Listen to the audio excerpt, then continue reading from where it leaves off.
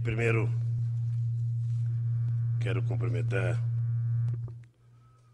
o querido amigo governador do estado do Rio de Janeiro, o governador Sérgio Cabral. Quero cumprimentar o amigo e companheiro ministro da Defesa, Nelson Jobim. Eu tinha sido informado que o ministro Celso Amorim iria estar presente, mas não veio. Quero cumprimentar o ex-ministro, secretário-geral da Presidência da República, o companheiro Luiz Dulce. Quero cumprimentar o nosso querido companheiro Luiz Fernando Pezão, vice-governador do estado do Rio de Janeiro. Quero cumprimentar o nosso querido companheiro Lindbergh Farias, senador da República. Cumprimentar o nosso querido amigo, o almirante de esquadra Júlio Soares de Moura Neto, comandante da Marinha. Quero cumprimentar o companheiro, amigo, general de exército Enzo Martins Peri. Quero cumprimentar o nosso querido companheiro, brigadeiro do ar Junite Saito, comandante da Aeronáutica. Quero cumprimentar o general de exército José Carlos Dinardi, chefe do Estado-Maior Conjunto das Forças Armadas. Quero cumprimentar o general de exército Túlio Schrein, comandante e diretor da Escola Superior de Guerra. Quero cumprimentar demais autoridades civis e militares aqui presentes, meus companheiros e minhas companheiras. Não é difícil e não será difícil falar do futuro do Brasil. Eu nasci há 65 anos atrás e já naquele tempo a gente ouvia dizer que o Brasil seria o país do futuro e que o Brasil seria o celeiro do mundo. E muita gente durante muito tempo acreditou nisso, e muita gente nasceu e morreu sem ver o Brasil se consagrar enquanto país do futuro. E eu penso que a nossa geração vive hoje um momento ímpar da história do Brasil, um momento promissor e extraordinário, e um momento que nós pensávamos viver em outros momentos atrás. É importante lembrar que entre 1950 e 1980, o Brasil foi a economia que mais cresceu no mundo. Entretanto, quando o IBGE começou a divulgar os dados do Brasil dos anos 80, a gente percebia que o Brasil tinha ficado muito mais rico e que o povo tinha ficado muito mais pobre. Depois o Brasil entrou numa fase que foi uma fase importante, a do investimento em infraestrutura, que se deu no último momento do governo Geisel. Eu digo sempre que foi exatamente no governo Geisel o último momento em que esse país pensou a fazer investimento em infraestrutura. E por conta da ousadia do Geisel querer fazer investimento em infraestrutura, o Brasil tomou muito dinheiro emprestado em dólar, que estava muito barato, a 3% ao ano, e quando o Brasil se endividou, o Paul Volcker, para resolver o problema da economia americana, aumentou o juro de 3% para 21%, e nós ficamos 2 décadas com uma dívida impagável e que significou um retrocesso não apenas no Brasil, mas em muitos países do mundo. Por que agora nós estamos vivendo um momento de ouro? Nós estamos vivendo um momento de ouro porque as coisas estão acontecendo muito menos por decisões de outros e muito mais por decisões soberanas e democráticas do próprio povo brasileiro. Eu queria que vocês atentassem para uma coisa simples, mas que mostra um pouco o que foi o Brasil, o que era o Brasil e o que pode ser o Brasil. Vocês estão lembrados que a primeira ferrovia construída no Brasil ela foi a ferrovia Estrada de Ferro Mauá, Sérgio Cabral, inaugurada por Dom Pedro II em 1854. Tinha apenas 14 quilômetros de extensão e ligava o Porto de Estrela, situado ao fundo da Baía da Guanabara, à localidade de Raiz da Serra, em direção à cidade de Petrópolis. Portanto, em 1854, a gente fez o primeiro trecho de ferrovia de 14 quilômetros quadrados. Bem, desde então, as coisas mudaram e mudaram muito. Em 1907, o Brasil já tinha 17 mil quilômetros de linha de trem. Em 22, estávamos com 29 quilômetros. Em 50, com 37. E quando houve o processo de privatizações, nós já estávamos com 39 mil quilômetros de ferrovia. Hoje, nós estamos exatamente com a quantidade de quilômetros que nós tínhamos em 1922. Hoje, nós temos exatamente 29 mil quilômetros, a mesma quilometragem de ferrovias que nós tínhamos em 1922. Isso porque, com a introdução da indústria automobilística no Brasil, houve quem resolvesse tomar a decisão de dizer que o fato de nós termos carro, temos indústria automobilística, temos rodovia, nós teríamos que destruir as ferrovias. Quando, na verdade, o país poderia viver tranquilamente com os dois e nós não precisaríamos ter destruído aquilo que nós já tínhamos construído. Mas, para não ficar apenas na indústria na ferrovia, vamos pegar a indústria naval brasileira, que é uma coisa que aqui o Moura Neto conhece mais. A indústria naval brasileira, na década de 50, era a segunda indústria naval do mundo. A gente perdia apenas para o Japão. Em 2002, quando eu cheguei à presidência da República, a indústria naval brasileira, que era a segunda do mundo, e que tinha na década de 70 50 mil empregos, tinha apenas 1.900 trabalhadores trabalhando na indústria naval. E quem é do Rio de Janeiro sabe que, mal e porcamente, os trabalhadores dos estaleiros faziam manutenção nas coisas velhas e enferrujadas que estavam atracadas nos portos do Rio de Janeiro. Vocês todos estão lembrados da guerra política que nós compramos em 2002 para afirmar que era possível recuperar a indústria naval, para afirmar que a Petrobras poderia produzir as suas sondas e as suas plataformas aqui no Brasil com uma quantidade de componentes nacional maior. E hoje, passado apenas 8 anos, nós já temos mais de 50 mil trabalhadores na indústria naval e estamos pensando, quem sabe, em termos aqui, estaleiros não apenas no Rio de Janeiro, mas estaleiro no Rio Grande do Sul, estaleiro em Pernambuco, estaleiro na Bahia, estaleiro no Ceará, estaleiro em São Paulo, porque o Brasil está com a disposição de disputar com os grandes, construtores de embarcações, sondas e plataformas.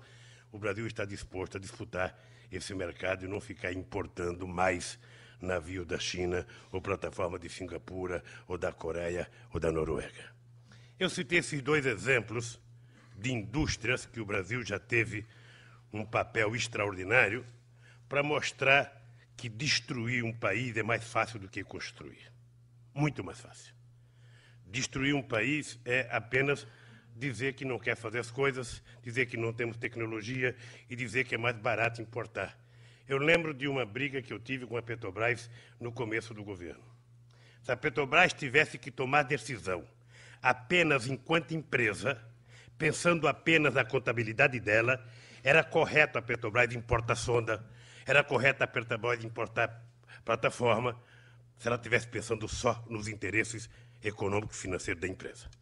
Acontece que uma empresa como a Petrobras não tem que pensar nela e tem que pensar nesse país.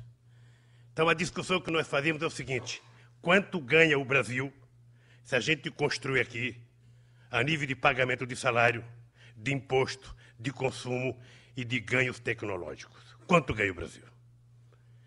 Agora mesmo tivemos uma briga pública pela imprensa, agora mesmo, há um tempo atrás, quando eu era presidente ainda, com a Vale do Rio Doce, porque eu não me conformava da Vale do Rio Doce importar um navio de 300 toneladas da China, quando a gente poderia ter o desafio de construí-lo aqui no Brasil.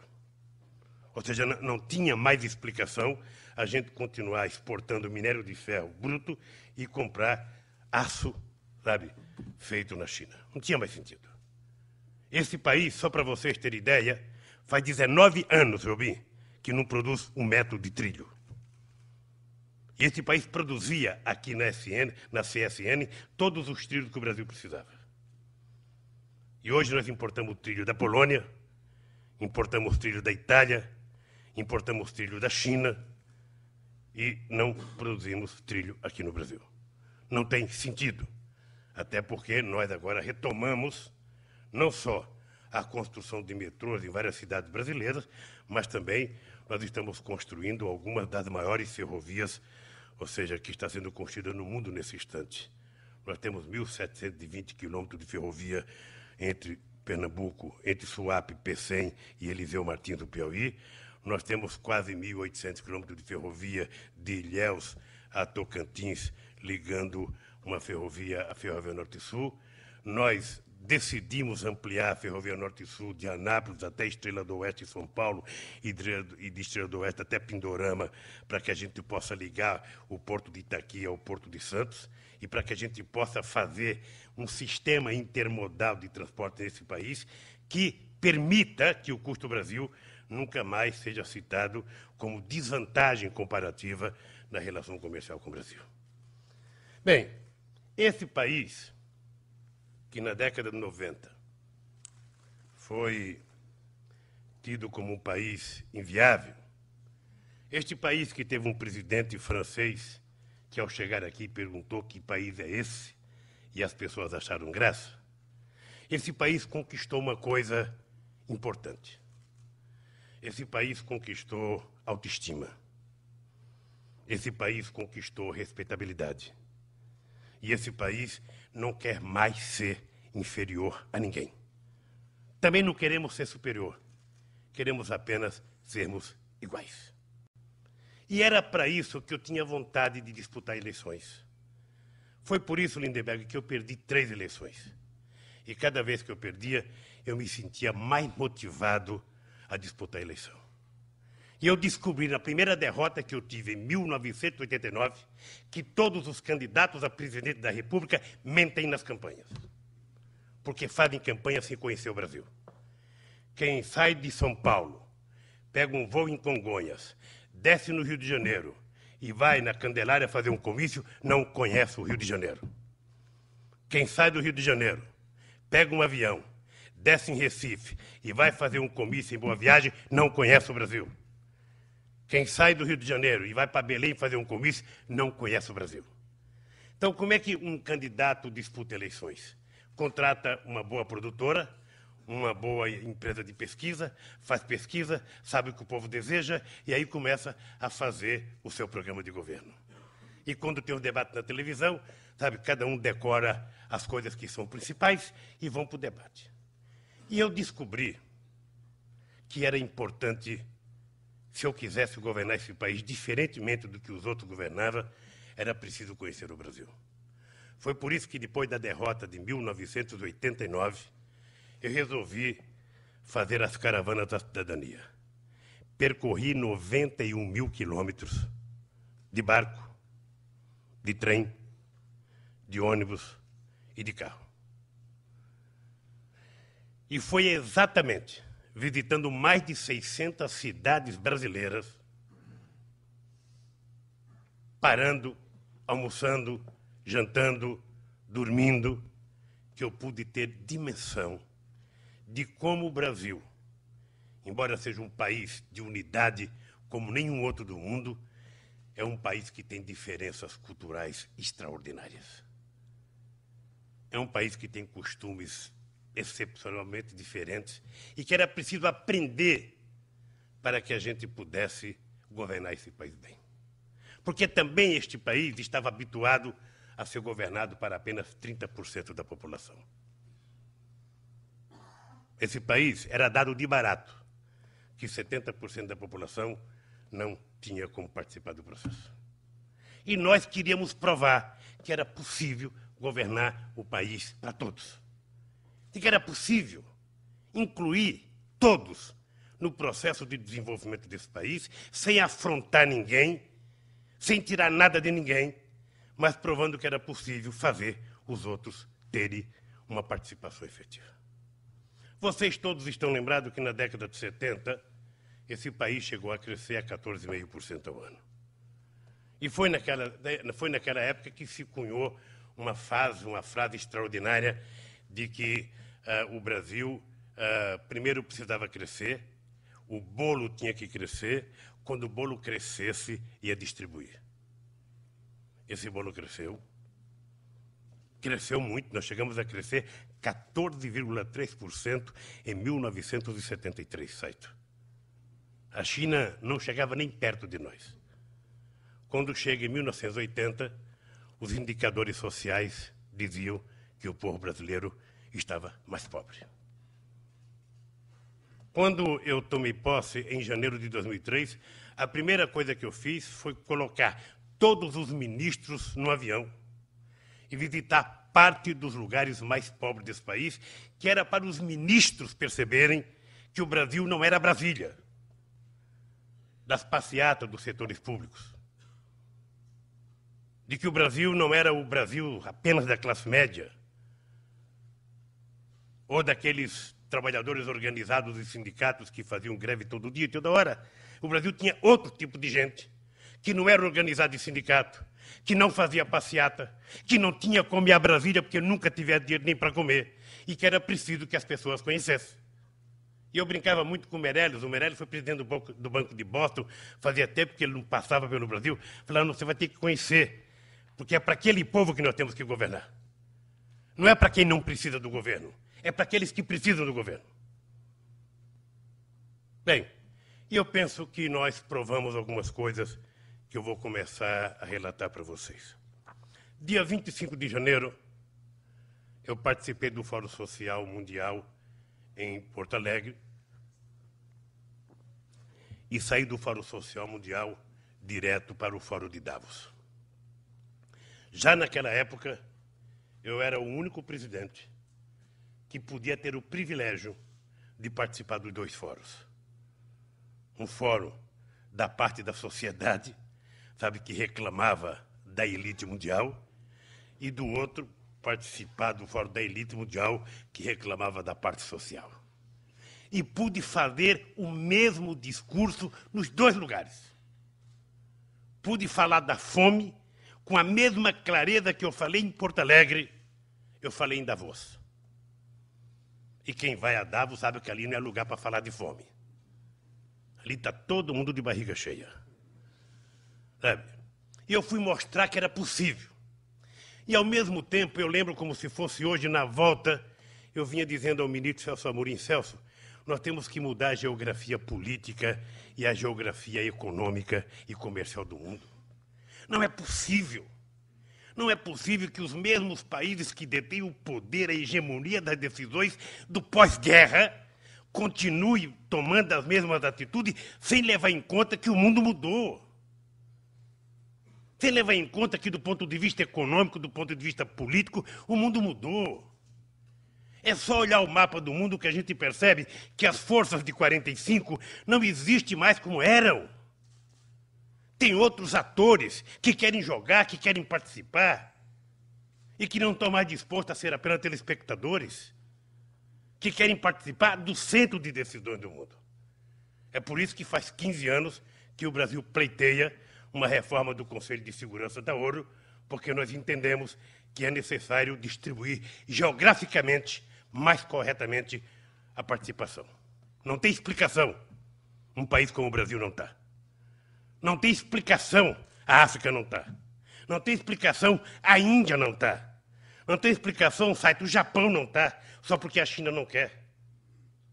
Ou seja, se a gente quiser ter uma governança global que tome decisão e seja respeitada, a gente tem que ter uma representatividade mais sólida no Conselho de Segurança. E do ponto de vista comercial, eu dizia ao Celso Amorim, qual é a explicação que existe de um país do tamanho do Brasil ficar tão dependente da sua relação econômica com os Estados Unidos e ficar tão dependente da sua relação econômica com a Europa e a gente não procura a construção de nova parceria.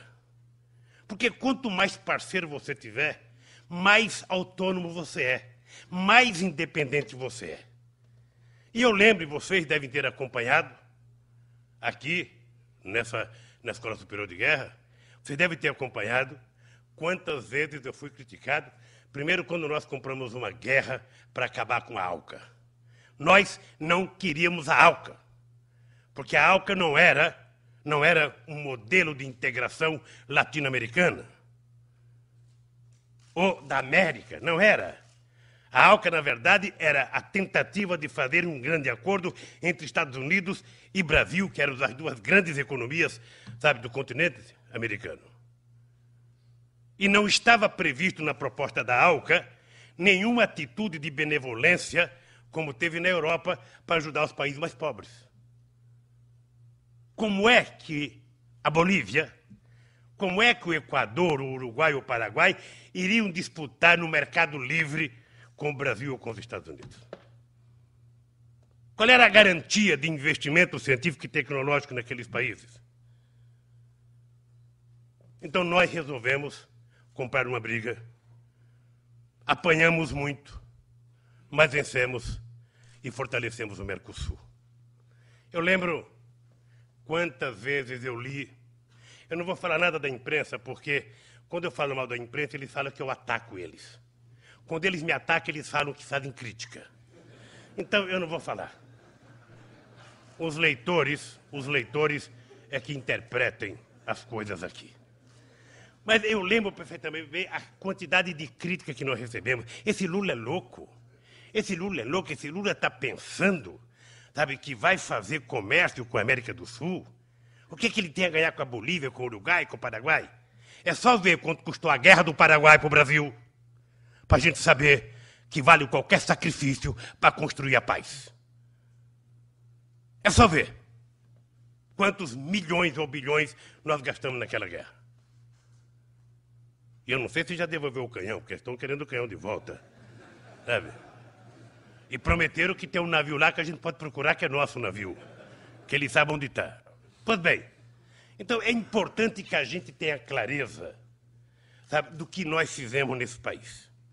Eu vou dar um pequeno exemplo para vocês do que aconteceu. Eu lembro quando eu fui para a África. Quanta crítica, esse Lula vai para a África. O que o Brasil tem que fazer na África? Já não chega a nossa marinha formando marinheiros da Namíbia, ajudando a marinha da Namíbia? O que esse Lula vai fazer? O que a Namíbia tem? O que a Angola tem? Ou seja, na verdade, nós éramos uma nação em que a nossa cabeça, embora a gente tenha conquistado a independência em 1822, a nossa cabeça continuou colonizada.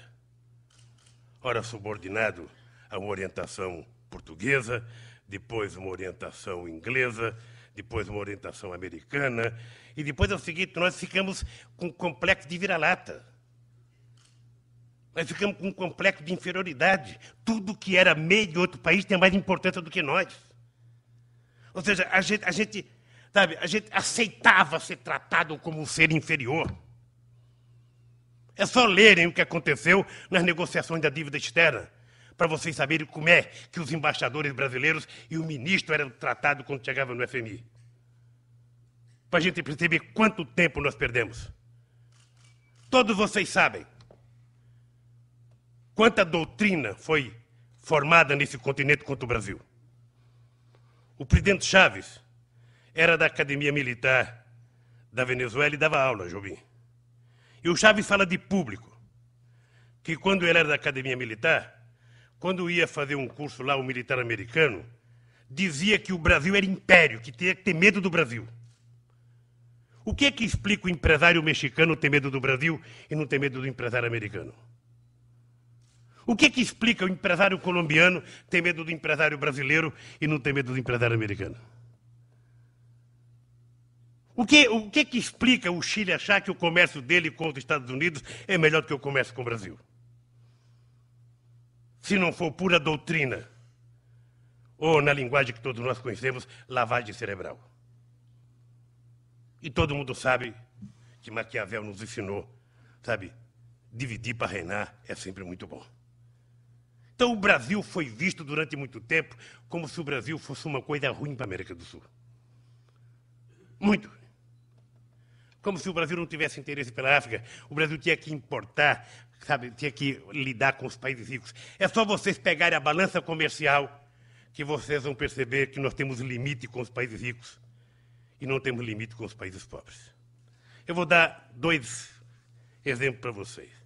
Quando nós chegamos no governo, toda a importação e exportação do Brasil, sabe, com a África era de apenas 5 bilhões.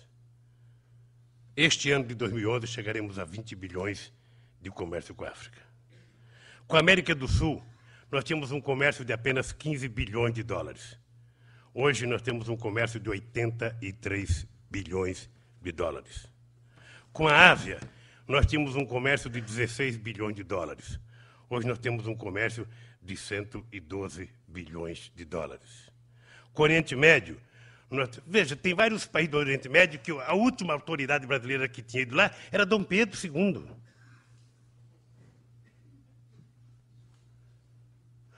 O Brasil não tinha embaixada na maioria dos países africanos, Jobim. Como é que um país quer fazer política se ele não se dá conta de que é preciso estar com os pés fincados lá? Por que os americanos fizeram, sabe, tanta questão de colocar a bandeira deles na Lua?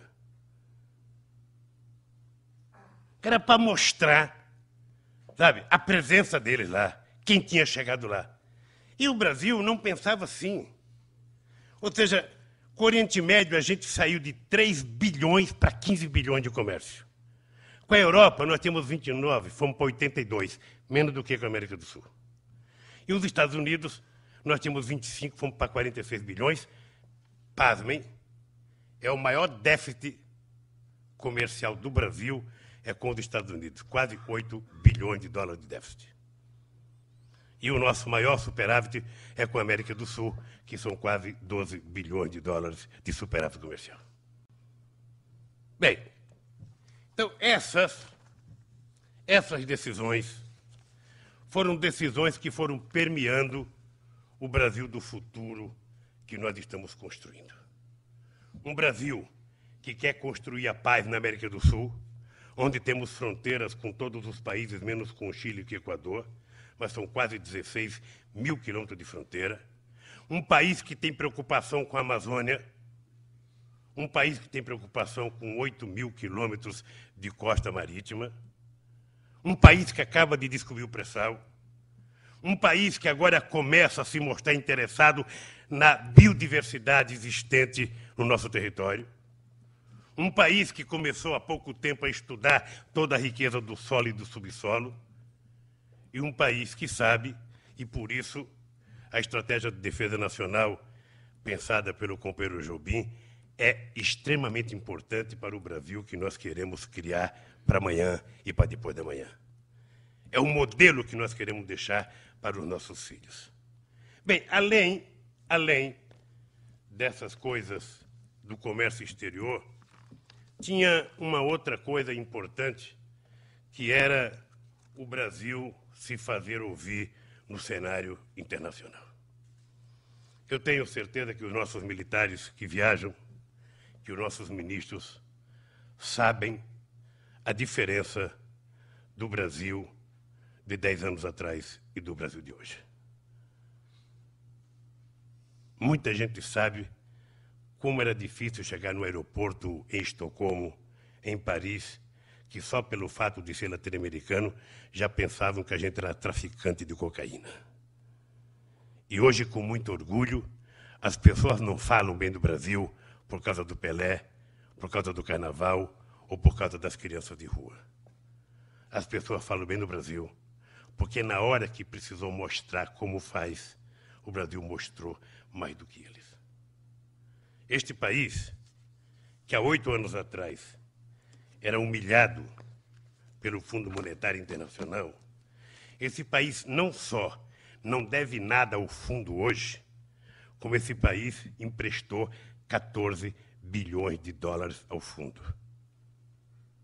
Eu não esqueço nunca, Cabral, um belo dia que me liga, eu ligo ao presidente Rato, era o nome dele, o presidente do FMI, um amigo espanhol de primeira grandeza.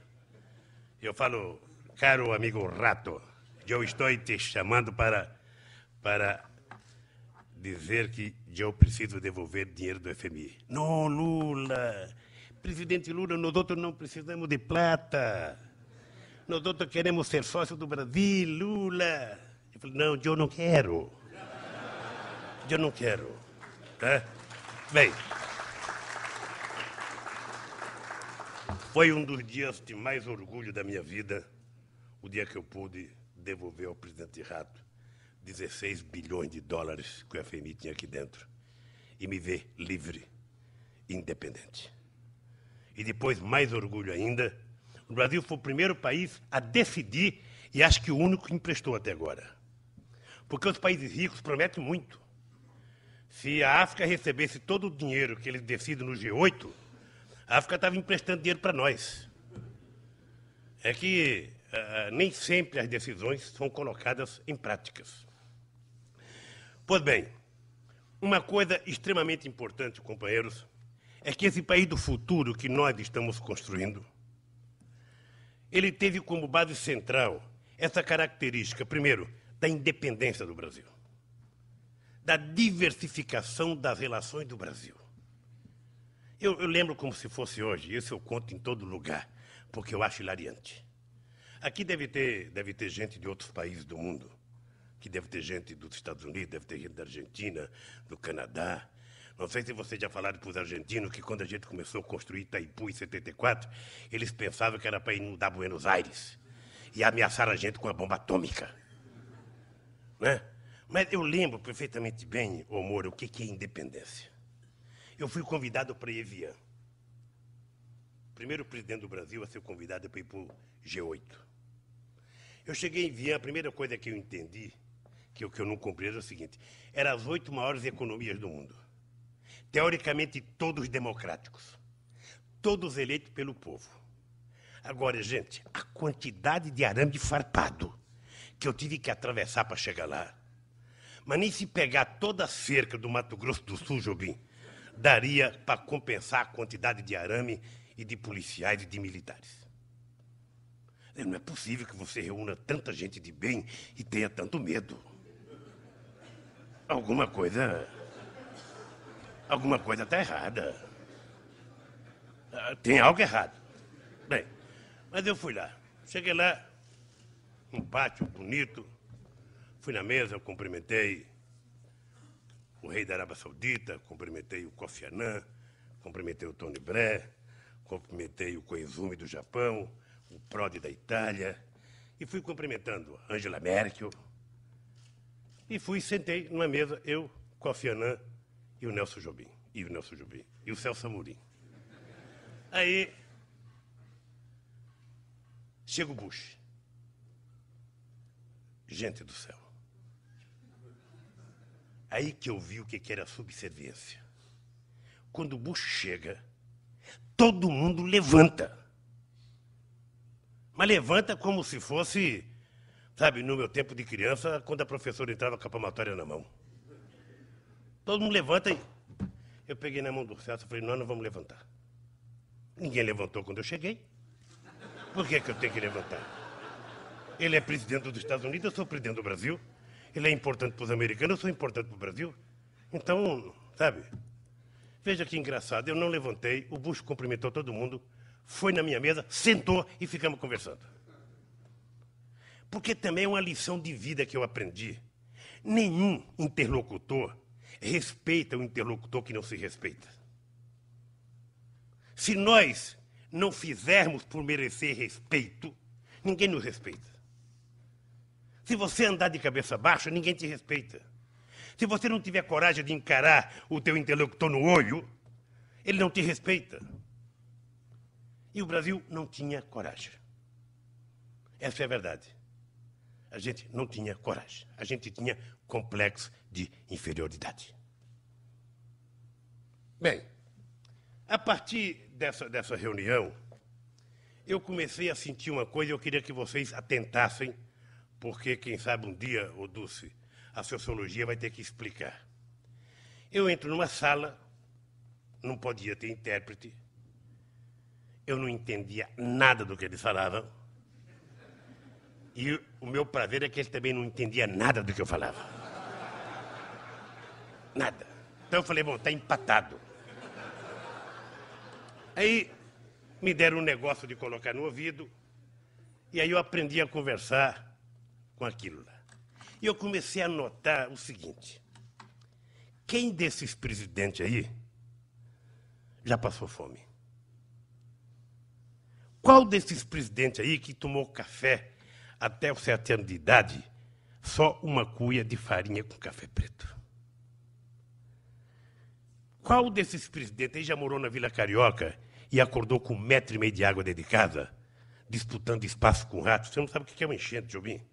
Você levanta de madrugada, as baratas querendo subir na cama, rato querendo escapar, sabe, fezes boiando por dentro de casa, e você tem que levantar meia-noite, 1, 2 horas da manhã, e tentar se salvar. Primeiro você tenta levantar, se tiver geladeira, levanta a geladeira, sabe, que é a coisa mais rica que a gente tem. Fogão, cama. Ou seja, eu fiquei pensando qual deles já passou pelo que eu passei. E percebi que ninguém tinha passado. Eu falei, sabe, eu acho que eu sou tão ou mais importante do que eles, e eu acho que eles vão ter que me ouvir. E aí, estabeleceu-se uma relação de confiança e de respeito. E eles começaram a perceber que eu era a única pessoa diferente naquele meio. Eu, na verdade, era o único estranho. Porque a verdade é que aqui no Brasil também, eu fui a primeira alternância de poder de verdade. Eu fui o primeiro ser estranho de um outro segmento social que jamais imaginou chegar à presidência a governar. E vocês não acham que é extraordinário, ô Enzo? Você foi presidido por um presidente que não tem diploma universitário, um vice-presidente que não tem diploma universitário, e nós fizemos essa revolução no país, sendo os 2 que mais fizemos universidade no Brasil, são 14 federais, mais fizemos escola técnica, são 214, criamos o ProUni para 860 mil alunos, fizemos o REUNI, que dobrou o número de novos alunos nas universidades, fizemos um PAC de 41 bilhões de reais para ter tecnologia, recuperamos o direito da nossa Marinha cuidar da questão nuclear com o respeito que tinha, recuperamos a nossa FAB, sabe, que o avião dela mais moderno chamava Sucatão. E eu fiquei com pena do primeiro desfile que eu participei de 7 de setembro, Enzo, quando eu vi o jipe do Exército com o couro rasgado. Não é possível que a gente não tenha as nossas Forças Armadas, sabe, dignamente bem representada, sabe, bem tratada, bem equipada. Sabe, não é possível, porque senão ninguém respeita. Se o cara percebe que o nosso canhão está enferrujado, quem vai ter medo de nós? Então, era preciso restabelecer essa coisa entre nós. E foi aí que entrou a verdadeira soberania nacional, que foi fazer uma parte do povo pobre ascender de classe social. Eu viajo muito o mundo, eu já viajei para 20 países depois que deixei a presidência. A única coisa que as pessoas querem saber é que como nós fizemos 39 milhões de brasileiros ascenderem à classe média. Como nós conseguimos tirar 28 milhões de pessoas da extrema pobreza. Ninguém acredita. Murilo, ninguém acredita. Porque 39 milhões de pessoas que tiveram ascensão de classe social é mais do que uma Argentina. É uma Colômbia. Ou seja, na verdade, é um país que em 8 anos ascendeu, sabe? Cresceu. E é por isso que o Brasil teve o sucesso que teve na crise mundial, que ainda não está resolvida no mundo desenvolvido. Porque como a gente tinha complexo de inferioridade, eles tinham um complexo de superioridade. Vocês sabem, eu não vou dizer, vocês sabem como é que eles falavam com a gente. Vocês sabem. Na crise econômica, eu disse, a crise no Brasil vai ser uma marolinha. Ela vai chegar por último e ela vai embora primeiro. E por que ela ia ser a marolinha? Porque a política anticíclica que todos fizeram depois da crise, a gente tinha anunciado dia 26 de janeiro de 2007, quando anunciamos o PAC. Era 655 bilhões de reais de investimento que a gente tinha pensado. E quando a gente começa a pensar em número, meus companheiros, é importante que vocês tenham noção do que eu estou falando, porque bilhões e bilhões e bilhões, a gente começa a nem decorar. Quando eu cheguei no governo em 2003, o BNDES emprestava só 33 bilhões de reais. Todo o dinheiro do BNDES em 2003 para emprestar era 33 bilhões. O ano passado fechamos com 169. Em 8 anos do meu governo, o BNDES emprestou 632 bilhões de reais. E somente no segundo mandato, 460 bilhões de reais contra 170 bilhões do começo do governo. A Caixa Econômica Federal, ela saltou de 23 bilhões para 175 bilhões. E o Banco do Brasil, meu caro Ricardo Flores, o Banco do Brasil hoje, ele sozinho tem todo o crédito que o Brasil tinha todinho em 2003. O Brasil tinha, em 2003, 384 bilhões de dólares de crédito. 190 milhões de brasileiros, bancos públicos e privados. 380 bilhões de reais era o crédito disponibilizado para o povo brasileiro. Hoje, não sei se vocês viram no jornal, eu vou ler para vocês. O Brasil hoje tem 1.834 bilhões de reais disponibilizados para crédito. Estamos quase a 50% do PIB de crédito. Isso explica um pouco o milagre brasileiro. Isso explica um pouco a ascensão. Sabe, foram até agora, até junho deste ano, somados os meus 8 anos com esses 6 meses da presidenta Dilma, são 16 milhões e 600 mil empregos com carteira profissional assinada. O menor índice de desemprego aqui no Rio de Janeiro, certamente da história. 6,2 contra 9,7 nos Estados Unidos. 6,2 contra 20% na Espanha. E na juventude espanhola, 40%. Pois bem, o futuro deste país já chegou. O que nós precisamos é não permitir que tenha retrocesso. Porque essa camada pobre que teve ascensão social não quer voltar atrás. Quem conseguiu... Eu lembro da crise da indústria automobilística. Eu lembro, até liguei para o presidente Obama. Eu falei, presidente Obama, nós precisamos agir rapidamente, precisamos fazer medidas anticíclicas, nós não podemos deixar as indústrias quebrarem, sabe? Aí eu liguei para o Dida, do Banco do Brasil, e falei, Dida, nós precisamos, sabe, financiar carro usado, porque se o pobre não vender o carro velho, ele não vai comprar um carro novo. E o Dida falou, mas nós não temos expertise. Eu falei, e o que é expertise? Eu pensei que era perdiz. Presidente, sabe, a gente não tem experiência, presidente, de vender carro usado, não lidamos com isso. Então eu falei, sabe uma coisa? E quanto custa para formar um expertise?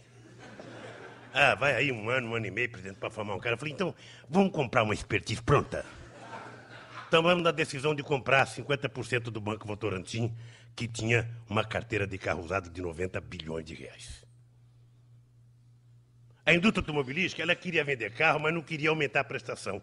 E eu cansava de dizer, Deus meu, pelo amor de Deus, caramba, o pobre não está preocupado com o valor final do carro. O pobre não quer saber se ele custa 60 ou 70. O pobre quer saber se a prestação vai caber no contra-cheque dele. Então vamos aumentar a prestação para vender carro. Você não quer vender carro? Aí você sabe, Pezão, tem gente que trabalha com a gente que fala assim, não, mas, presidente, o cara vai comprar um carro financiado de 5 anos, presidente, o carro vai ficar depreciado, sabe? Depois ele não consegue vender. Eu falei, isso é bobagem ou de intelectual ou de gente muito rica, que troca de carro todo ano, porque o pobre, mesmo quando não tem gasolina, ele empurra com a mão e fica passando flanelinha na calota do carro, no para-choque. Aquilo é uma paixão para ele, gente. É uma paixão. Eu lembro que quando nós propusemos desonerar o material de construção civil, que era para fomentar a construção civil, aparece alguém, Jobim, e fala o seguinte: ah, presidente, lajota é coisa de rico, presidente. Azulejo é coisa de rico, presidente. Você é imbecil, rapaz. Que coisa de rico. Pobre, se puder, coloque azulejo na cama. Pobre gosta de azulejo até o teto, gente. E quanto mais colorido, melhor. Acabar com essa bobagem de que pobre gosta de coisa de segunda. De que pobre gosta de comer pé de frango. Pescoço. Ele quer comer coxa, sobrecoxa, filé. Sabe? Mas se criou a mania de que não. Essa parte da sociedade tem que ficar aí, porque ela não precisa mesmo. Ora, quando nós fizemos a ascensão dessa gente, aconteceu o milagre brasileiro. Vocês estão lembrados que dia 28 de dezembro de 2008, eu fui para a televisão fazer apologia do consumo. Não sei quantos presidentes no mundo teriam coragem de fazer o que eu fiz. Eu fui até alertado pelo meu pessoal de comunicação que era preciso tomar cuidado. Porque eu estava vendo na imprensa o seguinte, manchete: povo não vai comprar porque está com medo de se endividar e perder o emprego. E essa manchete era feita pela Federação do Comércio, que no mínimo era de uma ignorância total e absoluta, Sérgio. Se eu descubro que está com dificuldade, eu não tenho que mostrar dificuldade. Eu tenho que contar como resolver a dificuldade. Eu fui para a televisão. Fui para dizer o quê? Olha, companheiros, é verdade, companheiros. É verdade que você pode perder o seu emprego. Mas se você não comprar, você pode perder o emprego com mais facilidade.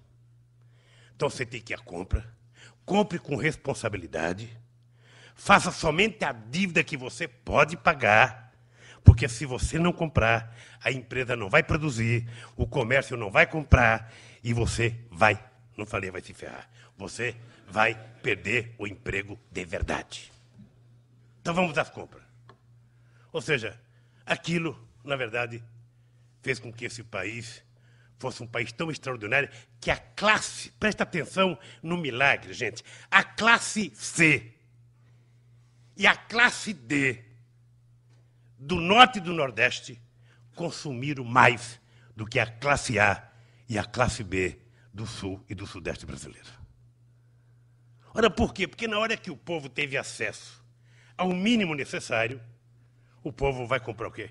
Um pobre, quando pega R$10, ele não vai comprar dólar. Ele vai comprar o quê? Feijão, arroz. Ele vai comprar leite, ele vai comprar coisa para levar para dentro de casa. Daí o milagre do Bolsa Família, quando disseram que era esmola. Somente o ignorante, me desculpa, o imbecil, é capaz de achar que porque a gente estava dando $100 para um pobre, ele ia parar de trabalhar. E que não dava para comprar nada. Possivelmente, se a gente sentar num bar tomando uísque, depois do quarto ou quinto uísque, a gente vai dar R$100 de gorjeta. Mas dê R$100 na mão de uma mãe, que tem 2 ou 3 filhos, para ver o milagre da multiplicação, para ver o que ela vai comprar para levar para casa. Eu lembro das críticas que eu recebia, porque está dando dinheiro para pobre vai virar vagabundo, não vai trabalhar mais. Vocês já ouviram mais falar de frente de trabalho nesse país? Vocês estão lembrados daquela fotografia do nordestino tirando terra de um lado da estrada e colocando para o outro? Numa seca, na outra seca pegava a terra e devolvia de volta. Estão lembrados? Acabou. Nunca mais vocês ouviram falar de frente de trabalho. Nunca mais. Eu lembro de um dia, de uma cena fantástica, uma senhora dizendo o seguinte: o que significava o Bolsa Família para ela? Para um cara de elite era esmola. Ela dizia: eu tenho 2 netas. Eu comprava um lápis e cortava no meio, metade para cada uma. Agora, com Bolsa Família, eu compro uma caixa de lápis para cada neta. A coisa mais importante do que isso, a coisa mais revolucionária do que isso, vocês acham que se não fosse o conhecimento profundo que nós adquirimos do Brasil, a gente iria fazer o programa Luz para Todos? O programa Luz para Todos já consumiu quase 14 bilhões de reais do governo.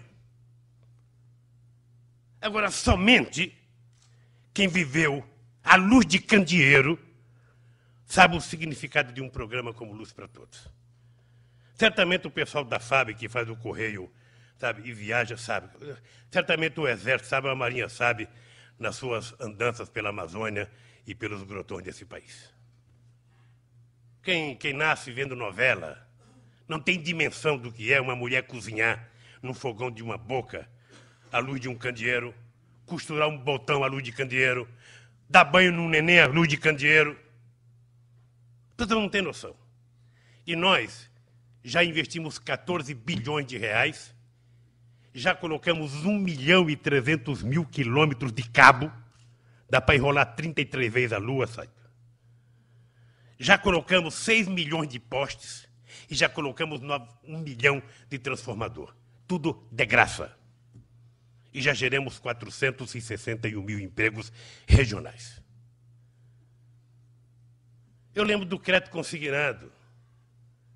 Eu, durante a vida inteira, fiz reuniões com economistas dos melhores. O Genuíno participou comigo pelo menos umas 80. Porque economista é um bicho sabido quando é de oposição.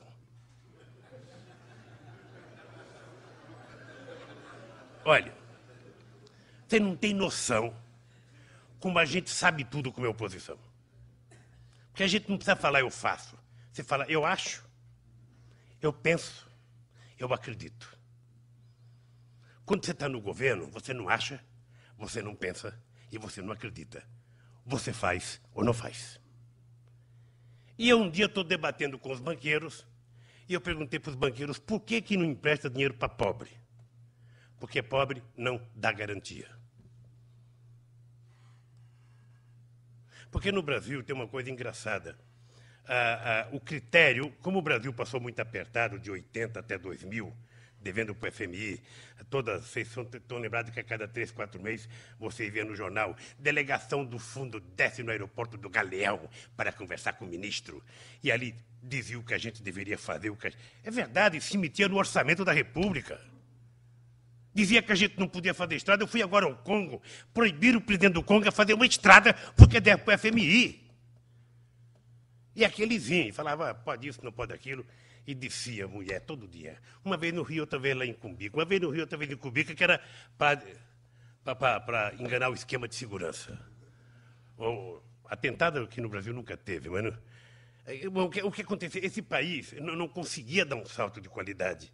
E só emprestava dinheiro, Jobim, para quem não precisava de dinheiro. O Brasil era assim, você ia pedir dinheiro emprestado. As exigências do banco era de tal ordem que você cumprisse e você emprestava dinheiro para o banco. Bom, então quando nós criamos o crédito consignado é o seguinte, o pobre precisa ter acesso a dinheiro. O que ele tem para dar de garantia? Eu achava que ele tinha cara. Porque pobre, presta atenção numa coisa que eu vou dizer para vocês. Pobre paga. Porque ele só tem como patrimônio o nome e a cara. E ele sabe que ele não pode passar muitas vezes na frente da padaria que ele deve. Um outro bacana que pega 1 bilhão no banco aí, é prazeroso falar que deve. É malandro. Esse é esperto. Esse empresário sabe da coisa, pegou 1 bilhão e não pagou. Está protelando. O pobre não, o pobre paga.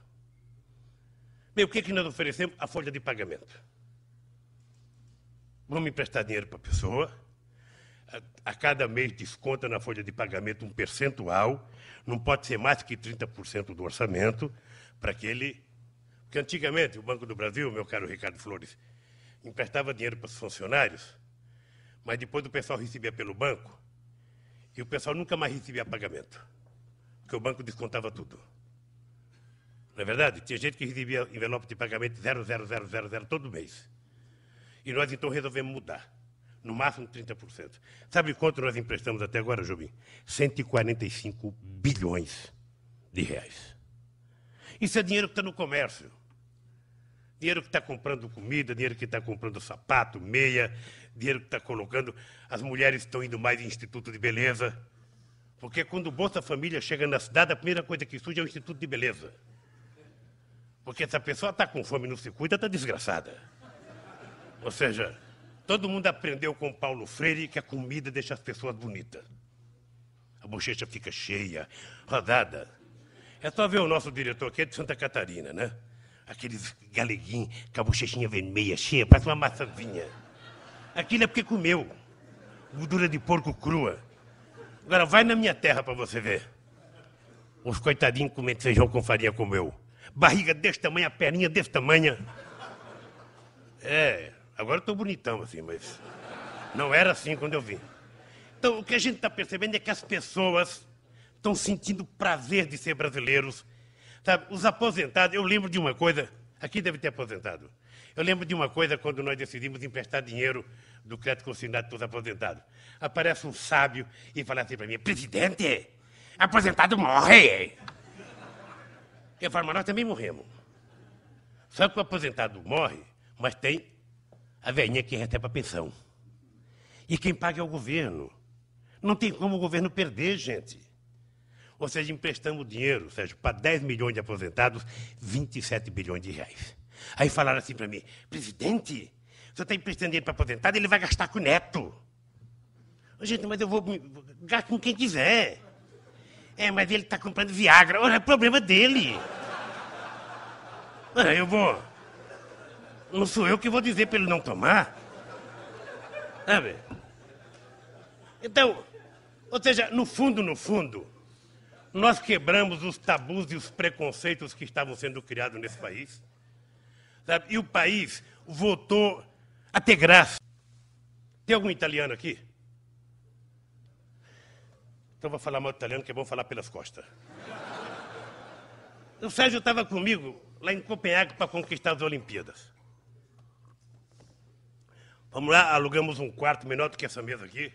Ficava Sérgio, Nusma, eu, Eduardo Paes, João Avelange e o convidado. Aí estou lá conversando, um dia atendemos quase 50 pessoas. Aí, ô Jobim, chega um italiano, 50, não sei das quantas. O cara entra, me cumprimentou. Buonasera, buonasera. Vai bene, vai bene. Meu italiano chega a essas duas palavras só. Aí, o cara começa a falar comigo. E o cara começa a dizer: não, o Brasil não pode fazer Olimpíadas. Porque o Brasil tem criança de rua, porque o Brasil tem muito assalto, porque o Brasil não tem segurança, porque o Brasil... E o cara descarregou 20 minutos criticando o Brasil. Esse cara levantou. O João Avelange tinha me avisado: esse cara não presta, Lula. Não presta. Mas eu falei: vamos ouvir, gente. Aí depois que ele falou, eu com toda a paciência do mundo, eu falei: companheiro, eu vou lhe dizer uma coisa. Só tem uma delegação aqui, em Copenhague, que tem obrigação moral de votar no Brasil. São vocês.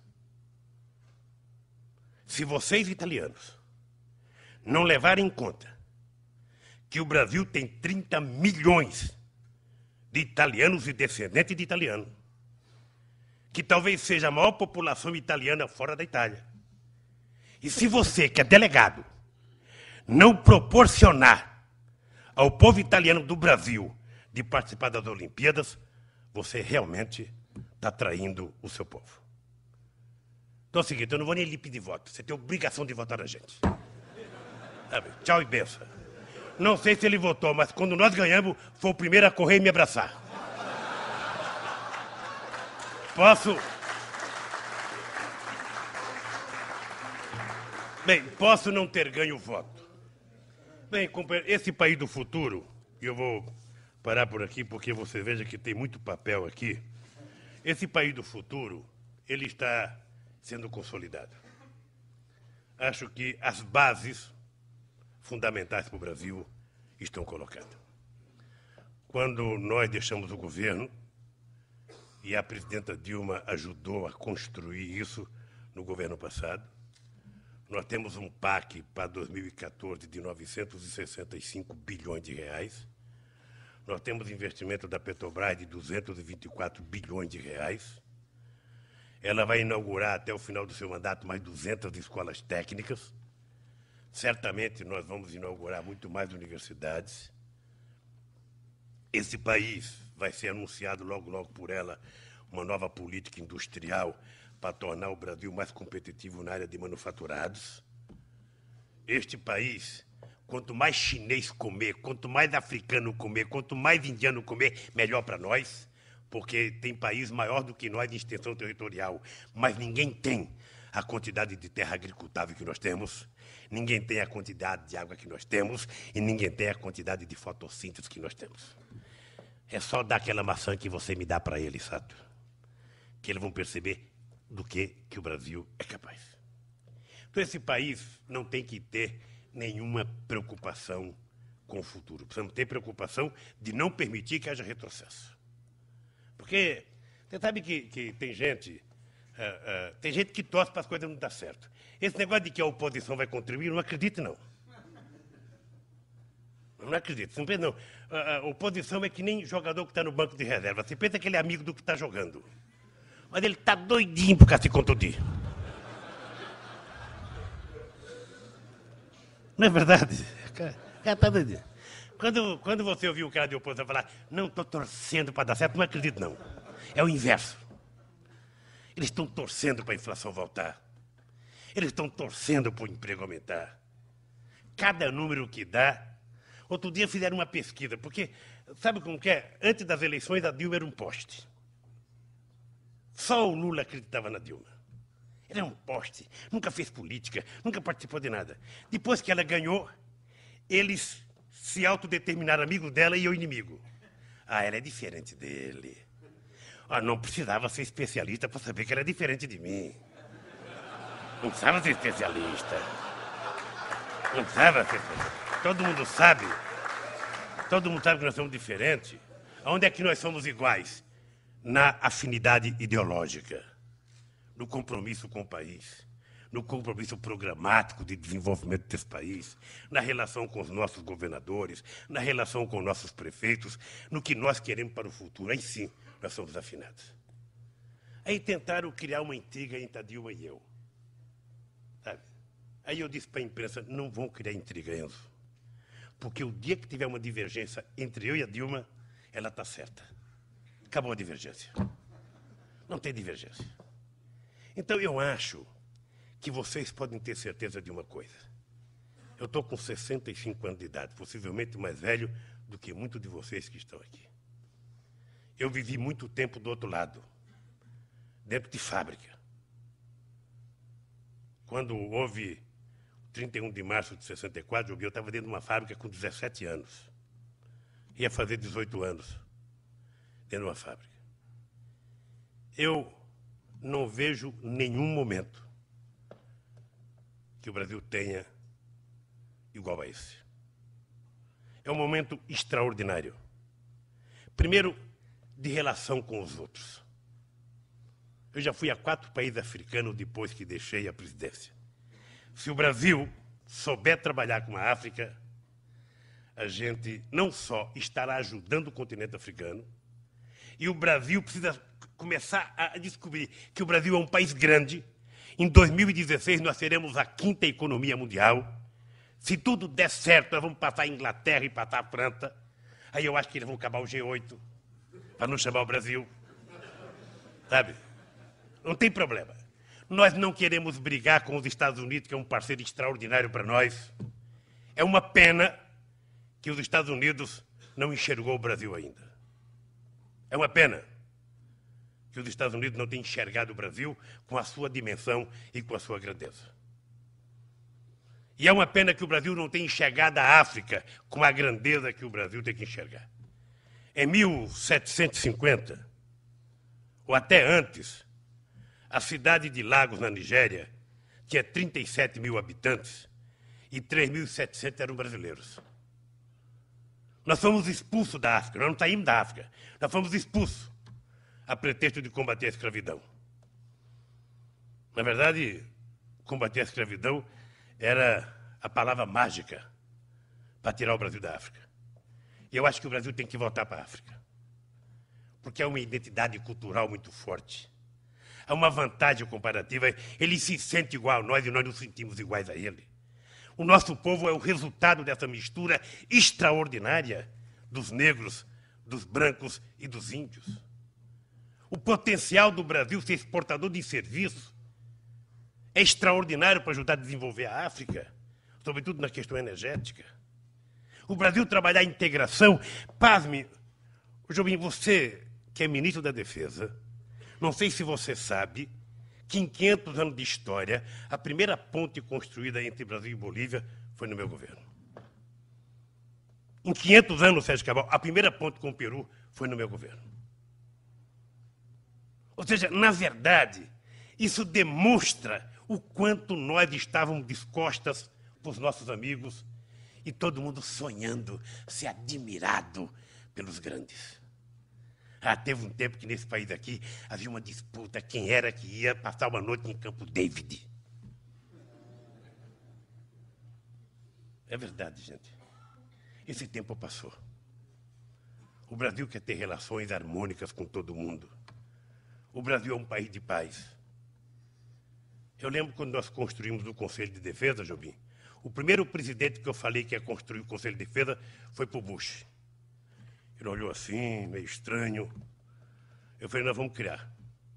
Nós vamos criar porque o Brasil tem responsabilidade em manter a paz nesse continente. E a gente não mantém a paz se as pessoas tiverem medo de nós. A gente mantém a paz se eles tiverem confiança em nós. Porque tem dois tipos de respeitabilidade. Vocês, militares, sabem. Você pode ser respeitado porque você hierarquicamente é superior ao teu subordinado, né? E trata ele maravilhosamente bem, mas ele respeita porque você sabe comandar, ou você pode ser comandante porque você é bruto com as pessoas. Aí não vale, porque aí é medo. E a nossa política é a política de construir uma relação de respeito. Eles têm que confiar em nós, e nós temos que confiar neles. Nós não queremos uma relação hegemônica com ninguém. Nós queremos construir uma parceria com eles. Eu acho que está num caminho extraordinário, Jobim, essa construção. E a África é o nosso próximo passo. Sabe, eles estão ávidos. Estão ávidos. Agora mesmo eu estive na Guiné e o presidente Alpha Condé dizia para mim, presidente Lula, nós não queremos fazer negócio com os chineses. Nós queremos fazer negócio com os brasileiros. Nós temos identidade com os brasileiros. E assim vale para toda a África do Oceano Atlântico. O oceano não é um empecilho. O oceano é o caminho. Então, esse país do futuro, meus companheiros, nós já estamos construindo. Eu vou dar um exemplo aqui do país do futuro. O batalhão de engenharia do nosso exército, quando eu cheguei na presidência, não tinha sequer uma daquelas máquinas de moer cimento com a mão ali, aquela, como é que chama? Aquela bitoneira. Não tinha nenhuma bitoneira. O Enzo sabe disso. Hoje, o nosso batalhão de engenharia está tão preparado que algumas empreiteiras estão com medo da disputa. Não sei como é que vocês não entraram para fazer um campo desse da Copa do Mundo.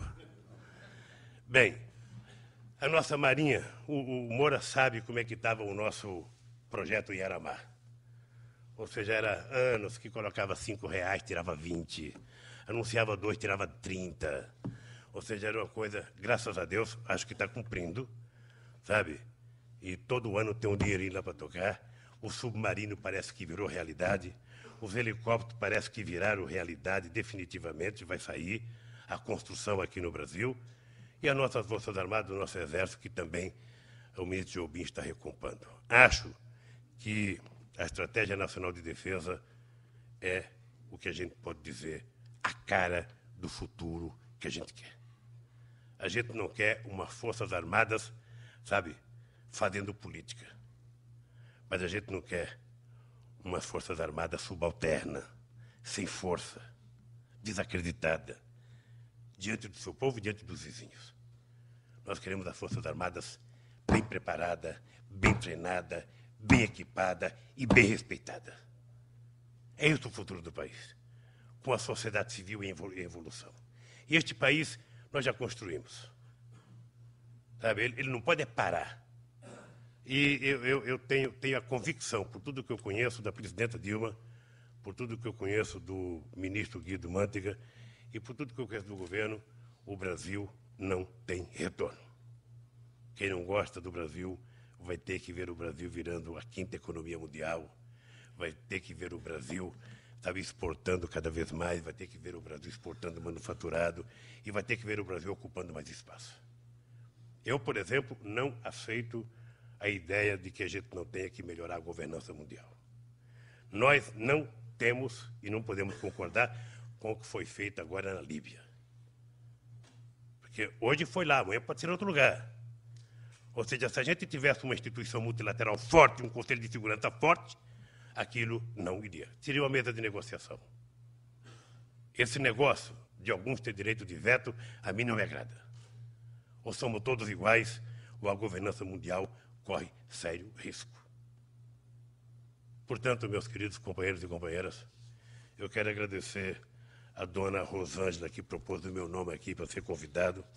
Quero agradecer a vocês que aceitaram a minha convocação e quero me colocar aqui agora à disposição de vocês para um debate. Eu trouxe até um paper aqui para falar de estratégia de defesa.